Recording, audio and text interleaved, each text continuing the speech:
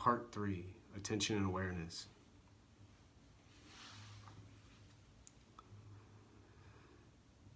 Shortly after, we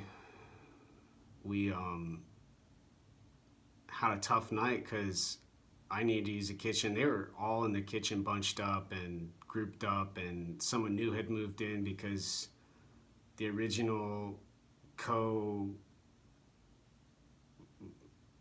head of the household had moved out and got married.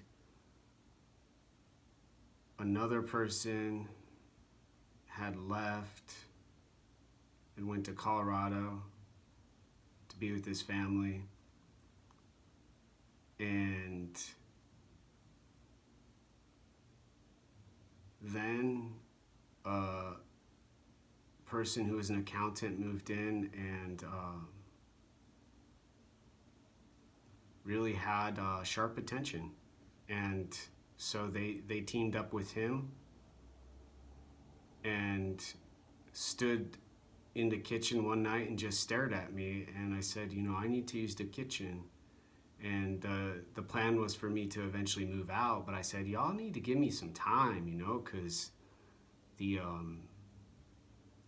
renting in Seattle wasn't so simple. I had to save up a security deposit, and my rent at that residence that, I was having trouble at was already being raised. It was raised, I think, a month after I moved in, and they hadn't even given me any notice and said, just know ahead of time. They do raise the rent frequently. So it was raised, I think, twice since when I was living there, and just kept going up. So I was like, well, eventually I was going to have to move out anyway, because I was at the very top of the limit for my income. It was almost 50% of my income, and my income was already down to, I think, $1,100 or $1,000. So I was having like $300, maybe $400 a month after I paid rent for not only cell phone, not only food, not only a movie once in a while, but dental stuff. I had a dental procedure that I was thankful enough to and fortunate enough to get help with, but it was just it was a mess. And I learned a lot, but it gets me into a lot of memories when I start even talking about it a little bit, because 5 Christian white men and me, just not fair. And still I think it was actually 4, but makes me sick to my stomach, because I took good care of the house and did what I could, but I just didn't agree with letting drug dealers do what they want, and kind of like giving into the drug dealers' need for their awareness to not be interrupted and their attention to be ultimate.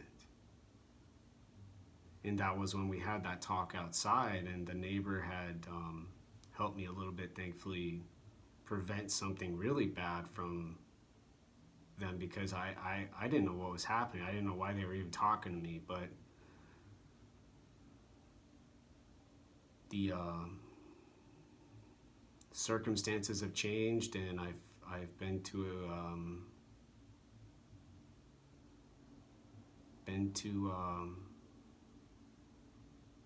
a few places afterwards, and ended up here at this residence, and have a nice, safe, because the door's pretty strong. I mean, when I moved in, the man kicked it hard, and there's a man down the hall who has trouble, who just kicks his door late at night sometimes, early in the morning sometimes. once in a while you're just like, whoa, that was out of nowhere, you know? Like usually it'll go for a while and it'll stop, but every once in a while it'll just be one loud like, oh, it's like a drum. And so I made this ashram to help me kind of get my senses back, not only from some of the stuff at the place on Aurora that I was talking about, but from the Cordoma. And the ashram helped a lot building this place I have. And I don't think a person has to have an ashram for their attention and awareness, but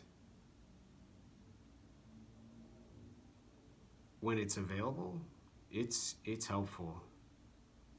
You can go up and talk and then rest and go down to your body.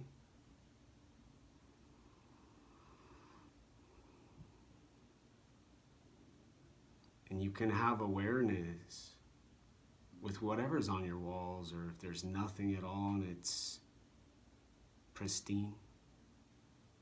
And then pay attention, you know, hands.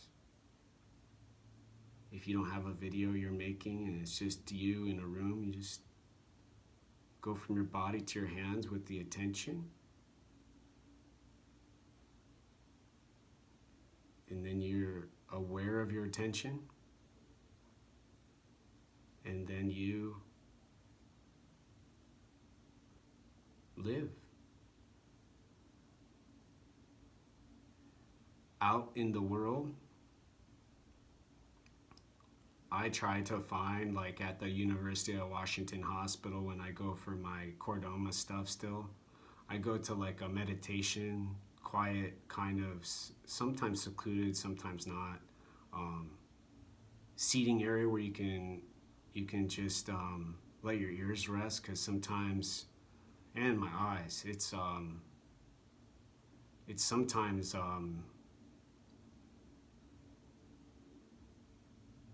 counterproductive how much the hospital has their awareness and attention kind of like the left brain and the right brain, you know, colors, you know, they're all up here, and all of a sudden you'll see someone walk in front of you who's a volunteer with the colored shirt. You'll see doctors with eyes. You'll see doctors start to kind of look like they're following you, and you're like, oh, that's weird, man. Like, you know, I got camouflage, but I'm not a mass murderer, you know? Like, I'm here for, you know, school. I'm here for, you know, medical appointments. And I'm not like carrying a fake badge, but they are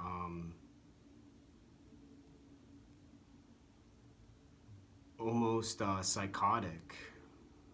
And I don't know if it's locational. I don't know if that's the standard of care for most hospitals, but here in Seattle, they don't like police. We are a very, very, very liberal city. Outside of Seattle, it gets to be maybe more rural, and there's more, I think, different opinions. But here in Seattle, they are psychology. And they will give you psychiatry whenever you want. You want pills, go get them. Adderall, lithium, Prozac, Zoloft, Depakote. Tell them what's wrong. And the hospital, with their strategy of the colors and the bodies, with attention awareness, you know, it's all systems and processes, and you could get in trouble with people who would say, like, what are you, just crazy? Like trying to like describe systems and processes that you notice? No, man, like you're talking about like basically like UFO stuff, you know, like, oh, that's the right brain, you know, oh, rather than saying, you know, no, I'm just up in my brain, in my mind, and my eyes and my ears are recognizing some of the discrepancy with what's happening and occurring, and the school and the hospital I'm visiting, because they're supposed to be a very prestigious place. You know, it's a good medical school. I got nothing against them. I'd like to attend, but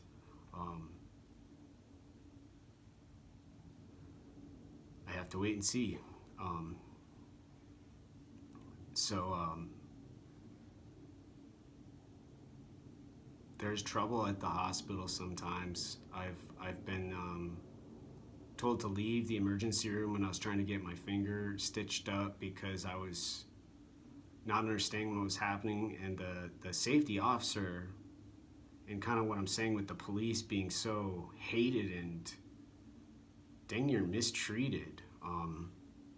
And I'll shut the video off for this part and conclude it with this next part, so I have more time.